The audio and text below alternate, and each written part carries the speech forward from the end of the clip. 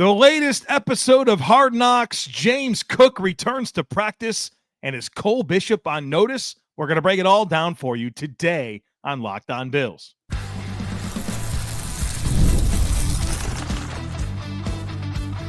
You are Locked On Bills, your daily Buffalo Bills podcast. Part of the Locked On Podcast Network, your team every day. What's up, Bills Mafia? It's Joe Marino, author of the Herd Mentality Substack, co-host of the Locked On NFL Scouting Podcast, co-host of the NFL First Read Podcast, and I'm your host of Locked On Bills. Want to thank you for making Locked On Bills your first listen every day, and a big welcome and shout out to our everydayers. You know who you are. Those of you who never miss a single episode, I appreciate you all being here very, very much. I'd also like to invite you to subscribe or follow for free on YouTube or wherever you listen to podcasts. We're part of the Locked On Podcast Network, your team every day. Today's episode is brought to you by FanDuel. Football season is around the corner. Visit the FanDuel app today and start planning your future bets now. Well, folks, welcome in. We got some stuff to get into today.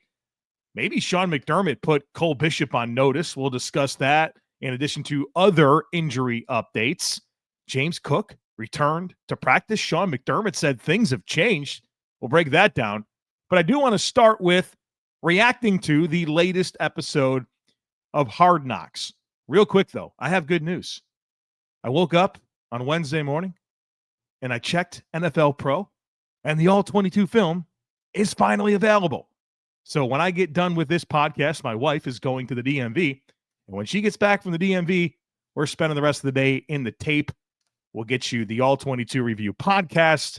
For the Subtext and Substack subscribers, you will get my All-22 film breakdown. So it finally happened. I don't know what took so long. I followed up repeatedly. Let me just tell you that. I've been a squeaky wheel the last few days, and it looks like it finally has arrived. All right, let's talk Hard Knocks. Episode 2 aired Tuesday night on HBO. And I watched it live, and I have some thoughts to share with you. I have, for a long time, been a big fan of Hard Knocks. I enjoy it. I love getting a behind-the-scenes look at the NFL, at training camps, and I'm loving this so far as a Bills fan. But I got to tell you what, if I wasn't a Bills fan, I don't think I'd enjoy this.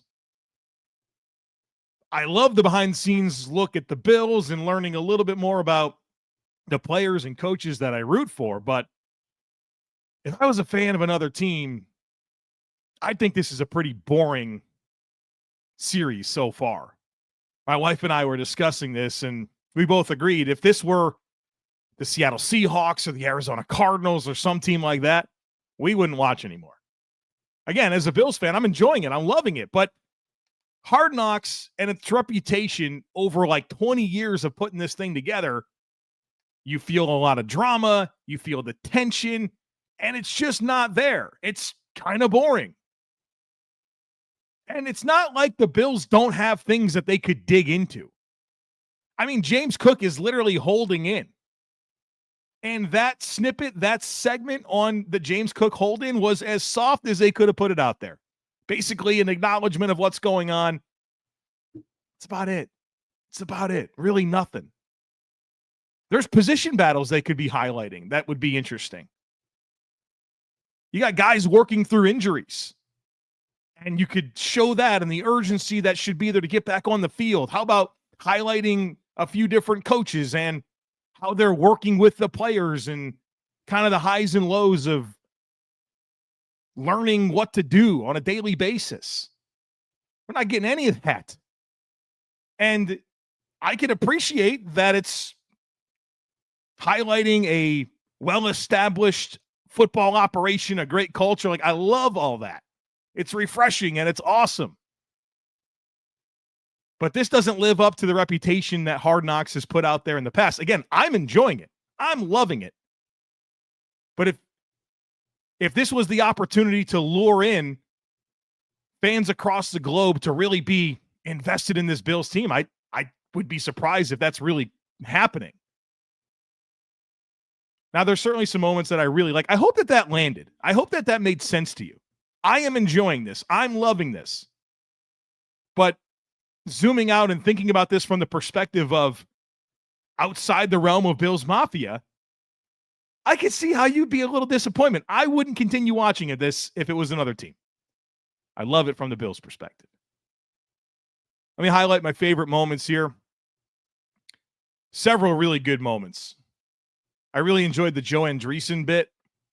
And look, he was actually mic'd up against the Giants, and the Bills YouTube put out that video. And I watched it earlier on Tuesday, and I really enjoyed it. I think we kind of know Joe Andreessen and his story, but kind of seeing him on the field and him interacting with the coaches and his teammates kind of really drove home his sense of belonging and what he's been able to get done. And he's like a humble guy. He's intense.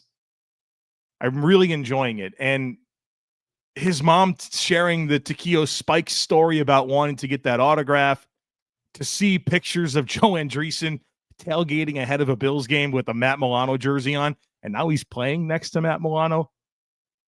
Come on now. This is just an unbelievable story. And seeing the personal side of it, seeing his parents, seeing his girlfriend, you could see how cool this really is. I enjoyed Sean McDermott and him being very open and vulnerable about his battle with skin cancer. I can really appreciate how open he's been about it and really showing what he has to do on a daily basis to manage it. And look, you have to operate as a person within your own comfort zone, but there can be a lot of power in sharing your story, and it can be very helpful for other people. Other people can be dealing with similar things, the same thing, and understanding that other people are going through stuff too, I think can be really helpful. That's been true for me and my own experiences and different things that I've dealt with in life, knowing that there's other people that have been through it. Something that gave me comfort. How about that phone call to Marv Levy on his 100th birthday? I mean, obviously a very sweet moment. And then Marv, 100 years old, the dude's really sharp. And you could see he's so humble and he's conscientious, and he's saying, look, Sean, how kind of you to take time out of your busy schedule right now in training camp to make this phone call. Like, that speaks to Marv's character to have that response. It's his 100th birthday, and he's expressing gratitude and understanding of, hey, it's not like you calling me for an hour, but to even take the time is meaningful, and it felt sincere and obviously a lot of gratitude. I love that. I enjoyed seeing Joe Brady and Josh Allen and some of the practice stuff where you can really see both of those guys demanding the details, talking to the different receivers and just fine points about, leverage and where your frame's supposed to be positioned and how to get to a certain spot. Like, demanding that was really cool to see. Josh Allen in total control out there. I loved it. And then, of course, the Damar Hamlin bit was really powerful. It was difficult to go back and see some of those clips and images from the scene in Cincinnati and kind of take yourself back to that moment in time. I'm sure we can all remember where we were, who we were with, how we felt in that moment. And that's certainly, seeing that again, took you back to that spot. But it also, for me, made me appreciate the journey that he's been on, what he went through on that field and his path since then. Getting a glimpse into his personal routine. He's got a lot of gratitude. You can tell he's rooted in his faith. And I thought that was really powerful. And also a reminder of how utterly ridiculous it is that he wasn't the comeback player of the year. Shouldn't really matter who the quote unquote competition is. Damar should have been the comeback player of the year, especially over Joe Flacco. Just an all-time blunder by the Associated Press in that voting process. Disgusting, honestly. Absolutely disgusting that Joe Flacco came back from the couch and not being very good, throwing some YOLO balls in like 5 starts for the Browns versus the most unprecedented comeback in the history of sports. Got it wrong, AP. That's a big black eye. So I'm enjoying Hard Knocks, but if you're not a fan of the Bills, I'm not sure that you are. Coming up next, James Cook returned to practice. Sean McDermott said things have changed. Let's unpack it here next, folks. Be sure to stick with me. August 26th is officially FanDuel Futures Day, a brand new holiday for football fans who live for bold predictions and preseason hunches. For just 24 hours, FanDuel is giving you deals on NFL season predictions. So whether you're calling your MVP, eyeing a long shot division winner, or ready to crown your Super Bowl champ before week one even kicks off, this is your moment. So take a flyer on the MVP race. Maybe you think Josh Allen repeats. Maybe you're thinking it's Baker Mayfield's turn or Justin Herbert. And get in on that action. How about crowning your Super Bowl champion in August? You think it's the Bills' year? Is it the Chiefs, the Eagles? Are they going back-to-back? If you got a hunch, get in on the action, or you can parlay your division winner dark horses. Maybe you got a hunch on who's going to win the NFC West or the NFC North. You could parlay that together and win big. So visit the FanDuel app today and start planning your futures bets now, because Futures Day is one day and one day only. FanDuel, play your game.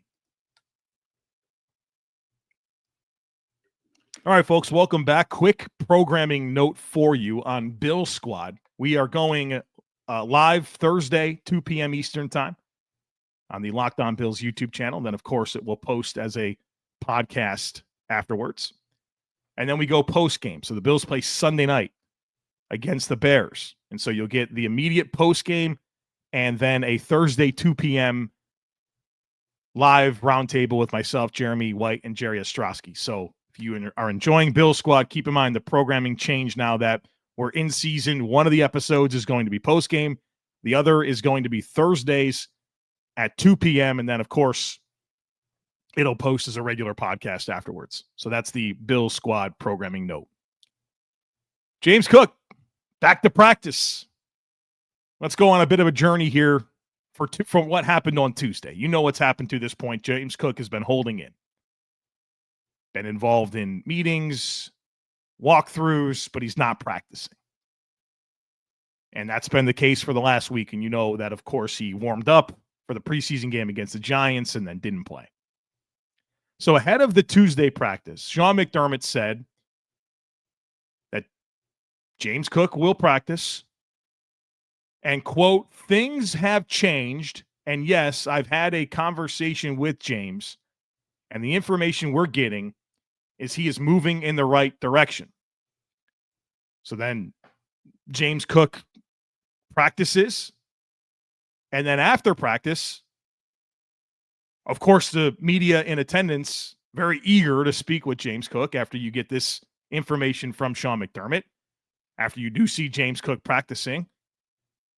And reporters requested to speak with James following practice, and the Bills' public relations said, not today. So you're probably like me. You're wondering and thinking, what changed? Well, we do know some things. James Cook went from a week-long hold-in to practicing. It's a big step, right? I think it means one of two things. The first, that they're closing in on an extension. That whatever gap existed, it's closing, and a deal is going to be announced soon. I think that's a possibility. The other possibility here is that James Cook and the Bills have agreed to the opposite, that an extension is not happening. And James Cook's not willing to come down. The Bills are not willing to come up. And both sides just understand it is what it is. And the best path forward is to just play out the season. And if James Cook feels like he's worth a certain amount and the Bills aren't going to give it to him, then he's got to play out the season, put his best football out there, and hope that some other team is going to meet those demands. But one of two things happen in my mind.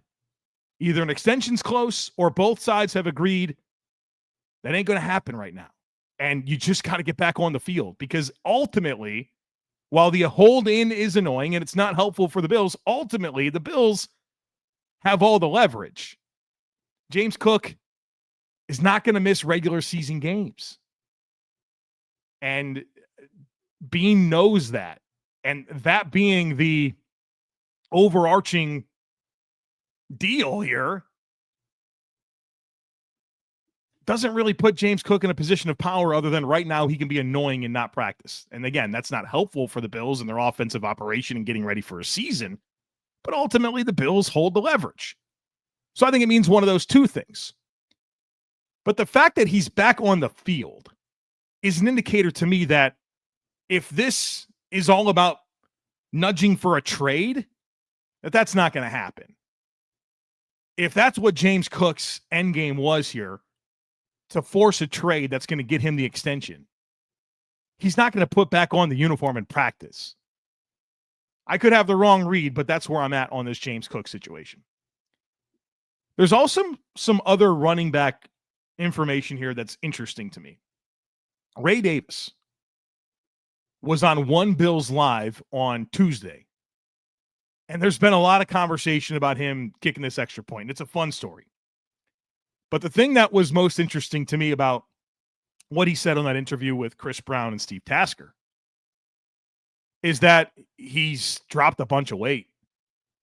He's listed at 220, but he said he's playing, his weight now is 208 pounds. The quote here is, "I wanted to be lighter. Last year I was the bruiser, the short yardage guy, and I felt like I can do a lot more. I feel way lighter and way faster." And Ray also shared that his playing weight in college was that 208 pounds. This is pretty notable. You think about a guy that's 220 versus 208 at his height, right? He's very short. He's 5'8", 5'9", maybe. That's a different deal. I'm curious to see what this unlocks for Ray Davis. One of my notes on Ray Davis coming out of his rookie season was, I thought his carries had more room for artistry and being less robotic about running the play. And Ray even kind of said that in his interview, saying he was kind of almost rigid to the sense where he had to run the play the right way. And I think you should have that at your core, but part of being a playmaker is being able to be creative and lean into your skill set and do dynamic things. And I thought there was a lot of room for that with Ray Davis last year. And maybe he feels a lot more comfortable leaning into that at a lighter weight where he's maybe lighter on his feet, can move a little bit better, be a little bit more springy. Now, I am interested in how this affects the power elements of what he brings to the table, because I think that was an important part of his role in this backfield. And James Cook is a slasher, explosive, shifty. He's not a bang it between the tackles and move piles. Ty Johnson has a little bit of that, but it's more the power and explosiveness element with Ty Johnson plus the passing down stuff that makes him really good. For Ray Davis, he was that dense build, low center of gravity. You know, you think about that weight at that stature, just that density. It's a lot. It's a big ball of muscle. And now he's lighter. Does he still have enough of those power elements to fill that type of role, that closer role, the short? I do want him to be a bruiser. I love the idea of him having more at his disposal, but I wouldn't want that to completely go away. So that's the piece of this that has me interested to see how the reduced weight impacts what he does on the field this year. But it's a big note for me. It's something I'm going to be paying attention to here moving forward. All right, coming up next, I want to talk about some injury stuff and really focus in on Cole Bishop. I think Sean McDermott had some very direct words about him, and the Bills released a player and signed a new one. We got all that to do here on the other side of it. So folks, be sure to stick with me. This episode is presented by Yahoo Fantasy. Fantasy football is back. Fire up the group chat, get your draft board ready, and buckle up for a season filled with breakouts, busts, and all the overreactions that we live for. It's all going down on Yahoo Fantasy. This year I'm playing on Yahoo Fantasy, and you should too, whether you're a first-timer or a veteran making your millionth league. I've used Yahoo Fantasy for years, and I love how smooth the draft day experience is. It's easy to set up a league. The mobile app is awesome, and the smack talk on the message boards is awesome. To celebrate 28 years of fantasy football greatness, Yahoo Fantasy is dropping 28 big new features over 28 days throughout August. To kick it off, they just dropped Yahoo Fantasy Guillotine Leagues, a killer new way to play fantasy football on Yahoo, where the lowest scoring team gets eliminated each week until there's one team left standing. With the season around the corner, now's the time to get your league together and give this new mode a try. If you're more into the classics, you can still play in head-to-head private leagues or join a public league. So stay tuned for more killer announcements and start playing Yahoo Fantasy Football now at yahoofantasy.com/LockedOnNFL. All right, let's talk about some injury stuff here, and we'll get to this Cole Bishop conversation. Going back to the Tuesday practice, the following players did not practice. Cedric Van Pran-Granger. I feel like we need some information on this. The dude really hasn't practiced at all so far in camp. This is several weeks. I think we know it's a calf, but that's it. Hopefully there's some probing that can happen here, because second-year player basically missing his second training camp when you're looking at him as a potential successor for Connor McGovern, like, I think we need some more information here. This is crazy. Max Harrison, Sean McDermott did say that he's off crutches and moving around a little bit more, so that's going well. Khalil Shakir, of course, with the ankle. Curtis Samuel missed, but Sean McDermott did say that he's getting close, so we'll see what happens there. Shaq Thompson, he's missed a bit of time now, and this linebacker competition is really fascinating to me. The first fascinating piece is whether the Bills keep 5 or 6. And I would say right now that Terrell Bernard, Matt Milano, Dorian Williams, and Joe Andreessen are locked in as 4. Then I think you have Shaq Thompson, Keontae Jenkins, and Edefwan Ulofoshio for 1, maybe 2 spots. I thought for sure it was going to be Shaq Thompson, but got to get back out there, right? He's got this hamstring deal. He looked really good prior to that, but Keontae Jenkins is the name right now that's kind of coming along. I'm not sure there's enough conversation about him.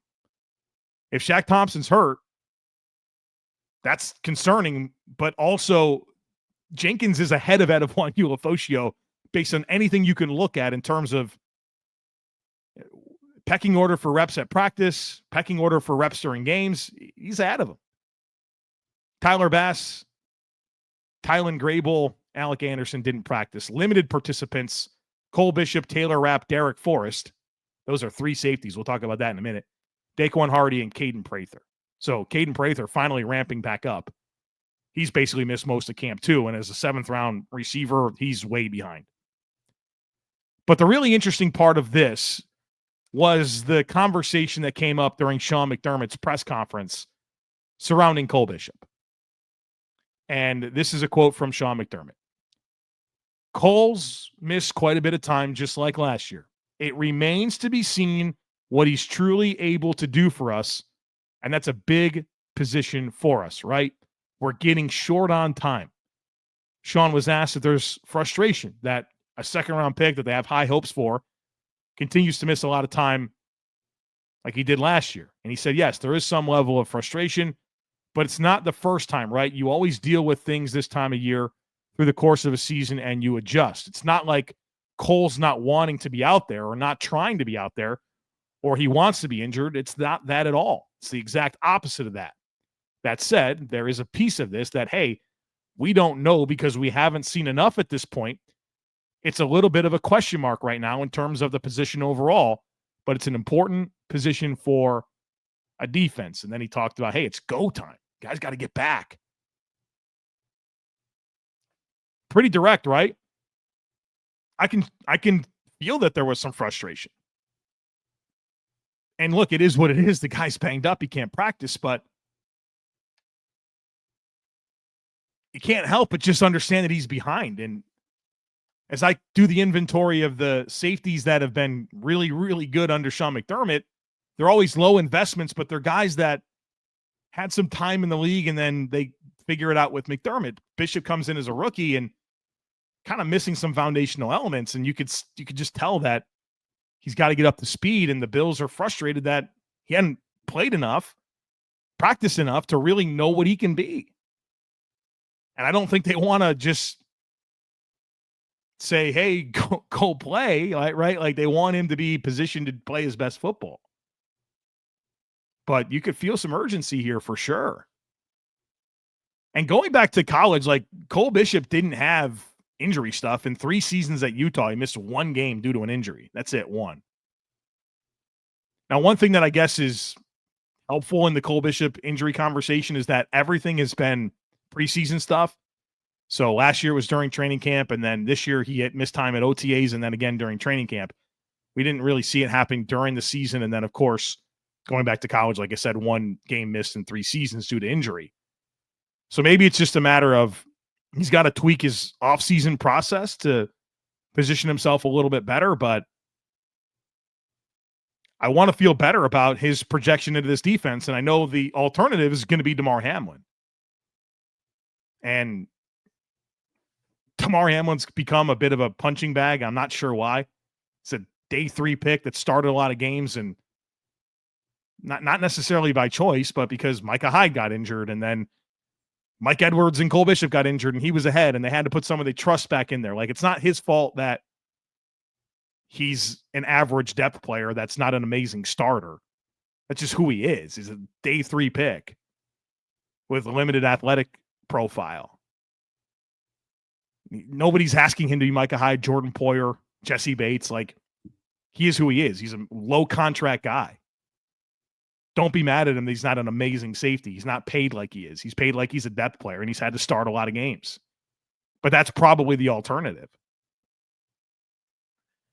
So we'll see where it goes. Rapp and Bishop need that time together, and it keeps slipping away. So hopefully Cole can get back on the field quick here, and this safety tandem can be what the Bills envision it to be. Real quick, the Bills released tight end Matt Sokol. And I think Matt came in and did what he needed to do while Dawson Knox was injured to start camp. The Bills were lighter on numbers at the tight end position, but with Knox back and, full go, Matt Sokol didn't have a spot here for him. But I think that was good for the Bills to get familiar with him. That way, during the season, if they need to bring in a tight end, they'll have some time with him and know who he is and what he's about. And then the corresponding move was signing safety Tre Herndon. Tre Herndon is a veteran, 29 years old, in his 8th season out of Vanderbilt.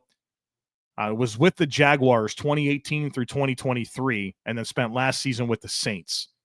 Across his NFL career, 84 games, played 34 starts. So this is not a random, never played in the league signing right now. This guy's played a decent amount of football. And he was with current Bills safeties coach, Joe Dana, in Jacksonville for 4 seasons, 2 of which he was a primary starter. So as the Bills have injuries at safety, like Taylor Rapp, Cole Bishop, Derek Forrest, they're getting familiar with Tre Herndon and getting a look at him. So you could tell the Bills probably have one spot on this 91-man roster where it's all about numbers and, hey, we're short at a tight end. Let's bring in this guy. Okay, we got our guys back. Now we need some help at safety. A couple spots usually. We've seen this at receiver. The Bills have had to bring in Deion Kane. So that's part of massaging the bottom of the roster and making sure that you have the numbers so you can get through practices and have different waves and groups, but at the same time, getting familiar with players. But Matt Sokol out, Tre Herndon in. The Bills are going to practice on Wednesday. Then they go to Chicago for joint practices with the Bears on Friday, and then a Sunday night preseason game. So a lot to do here, of course, every week. It's that time of year. But we have that all coming up. So we're going to get the All-22 review done next. Bill Squad Live Thursday at 2. We'll get ready for the preseason game. And then Bills-Bears Sunday night. We'll get you a post-game coverage for all of that. So don't miss anything, folks. Make sure that you are subscribed. Would love it if you took a second to rate, review, and share the podcast. Have a great rest of your day. Go Bills. And I look forward to catching up with you again real soon.